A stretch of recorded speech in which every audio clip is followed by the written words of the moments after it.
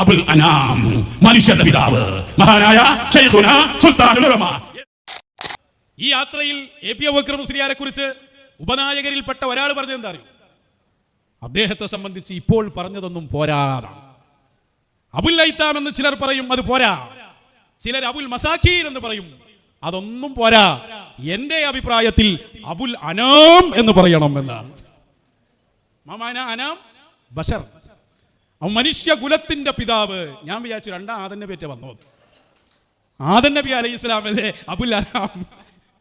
അബുൽ ബഷർ, അബുൽ ബഷറിന്റെ പര്യായ പദമാണ് അബുൽ അനാം.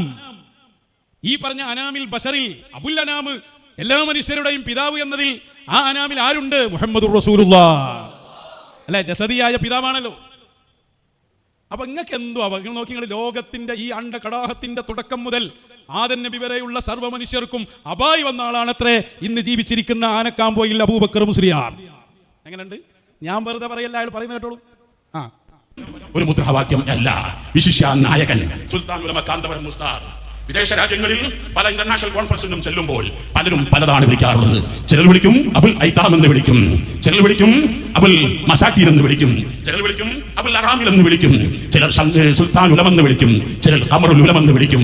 എന്നാൽ ഈ വിരുന്നിൽ ഇഷ്ടപ്പെടുന്നത് അബുൽ അനാം, മനുഷ്യന്റെ പിതാവ്, മഹാനായ ശൈഖുനാ സുൽത്താനുൽ ഉലമ, ഏതെങ്കിലും ഒരു വിഭാഗത്തിന്റെ നേതാവല്ല. തങ്ങളെ ഉപനായകനാക്കി തരാൻ എന്നാലും ഉണ്ടാതിരിക്കും, പേരോണ്ട് മറികടക്കണല്ലോ. അതിനാണ് ഈ കിടന്ന് ചാടി കളിക്കണത്. മാമാന അബുൽ അനാം, പേരോടെ എവിടെ പോയിരിക്കാം? അബുൽ അനാം, മോനെ അനാം എന്ന് പറഞ്ഞ മനുഷ്യനല്ലേ? മനുഷ്യകുലത്തിന്റെ പിതാവാകണമെങ്കിൽ ഇയാൾ ആദം നബിയായി വരണ്ടേ ഇവിടെ? ഞാനിത് ചോദ്യം, നിങ്ങൾ അബുൽ അനാം എന്നോ ഇനി സയ്യിദുൽ ബഷർ എന്നൊക്കെ നിങ്ങൾ പേരിടും, അള്ളാഹ് തന്നെ ചിലപ്പോൾ പേരിടാൻ സാധ്യതയുണ്ട്. പക്ഷെ എന്റെ വിഷയം അതല്ല. നിങ്ങളിത് മഹാന്മാരായ ഔലിയാക്കന്മാർക്ക് അള്ളാഹ് കൊടുക്കുന്ന പവറാണ്.